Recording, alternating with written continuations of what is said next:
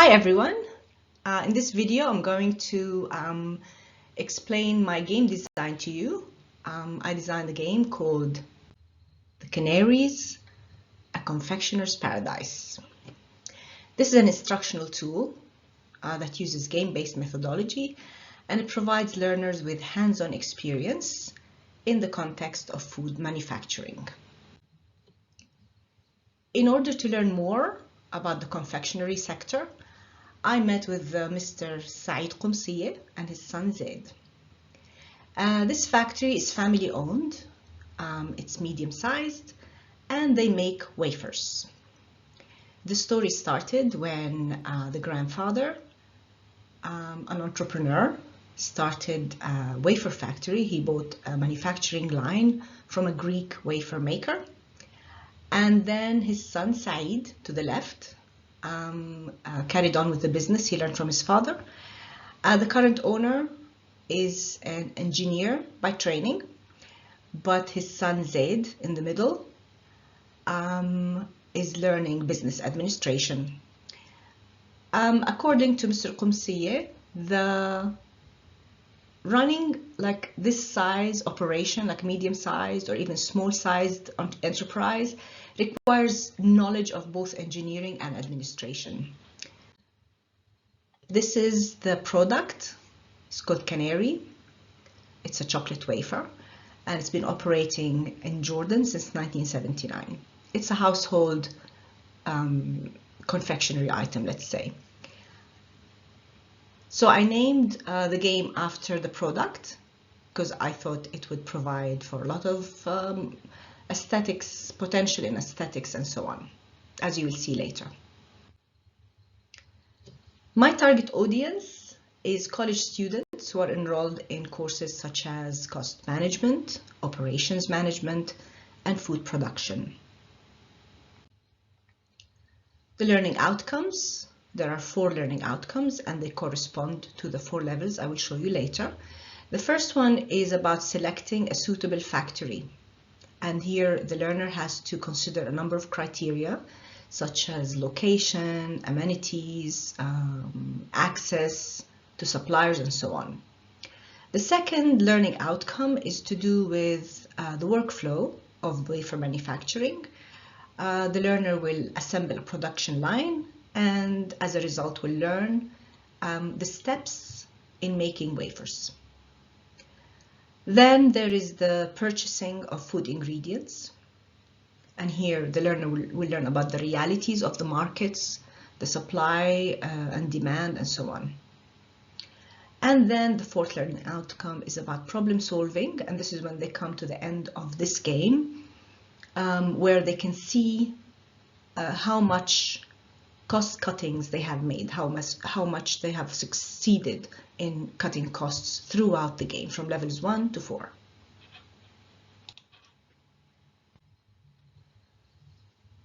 So I divided the workflow into 4 steps. First, there's the factory, and then the equipment, followed by the ingredients and the production. Some of the costs that are incurred at the different steps. In the factory, there's the running costs. With the equipment, there's time, and ingredients, the prices, but that shouldn't compromise the quality. And in production, there might be some waste.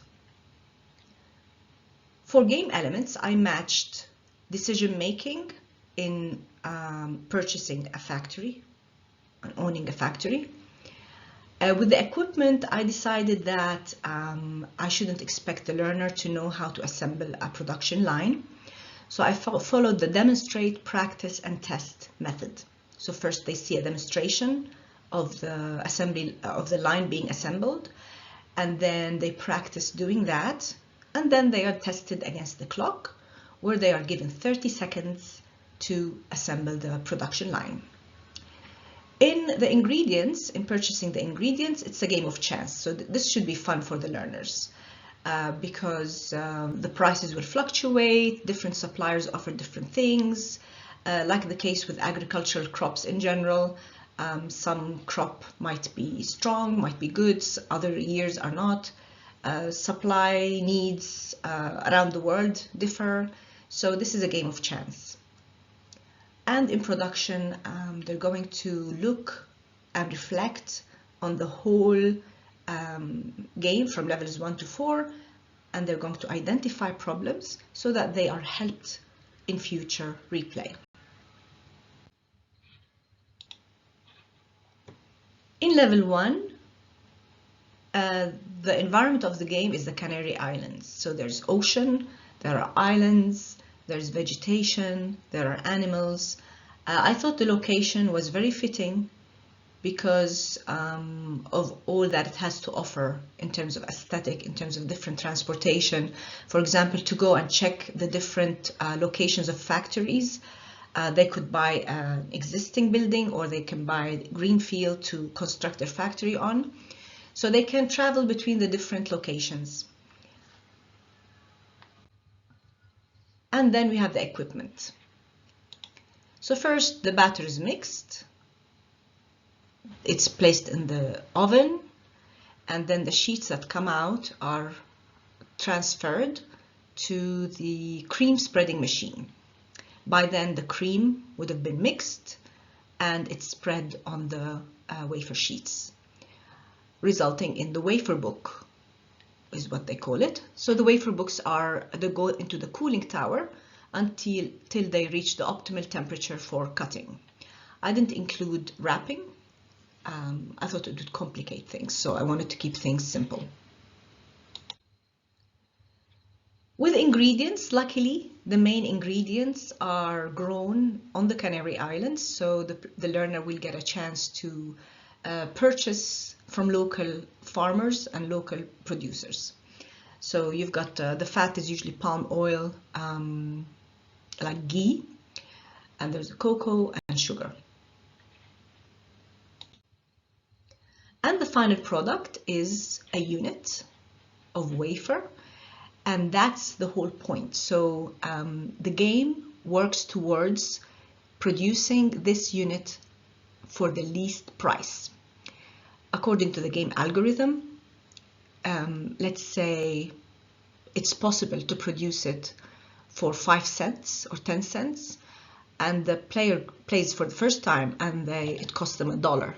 Now they're motivated to compete with the game and themselves, possibly with other players, to make sure that the next time they produce, the next round of production is going to be at a lower cost.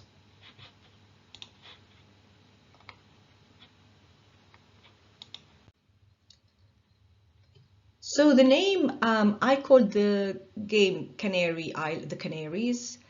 Partly it's inspired by this picture because I could see vegetation that looks a bit tropical, and I thought it would be a nice way to say thank you for Mr. Qumsiya's time. And he took me around the factory, and we had a really fun day talking about things and so on. Now for aesthetics, it's going to be very tropical. I'm going to use canaries, different types of canaries for different levels. So it's nice that different canaries have different colors. This is the domestic canary, and it's going to be the guide in level 1 with the purchase of the factory. It's going to provide feedback, it's going to give instructions, and it's going to color code level 1 with the color yellow. Then followed by the red factor canary, the blue factor canary, and this canary that's called a fancy Scots canary. So they will give instructions to select factory from many, assemble production line, purchase ingredients, and identify and solve problems. They're going to help the learner with all these tasks.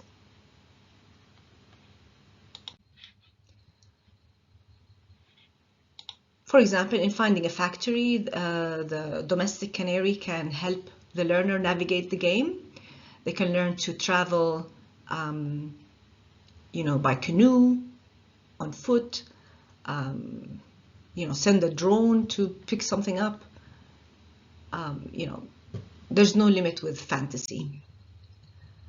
And then the red factor canary is going to guide the learner to watch a demonstration, practice, and assemble the line in 30 seconds.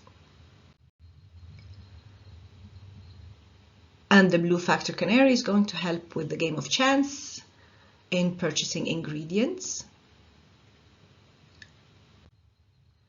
And then finally, when the production is over, all the steps will be revealed with regards to cost cutting and reducing costs in production. And here the learner is going to be placed on a leaderboard. So they can either be competing with themselves from one round to the next, or they're going to be on the leaderboard with other players.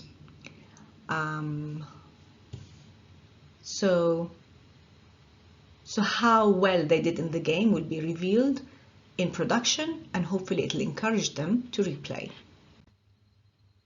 I hope you found my game interesting, and I look forward to reading your comments, whether it's in the feedback form or in the comments section as part of our discussion. Thank you for watching.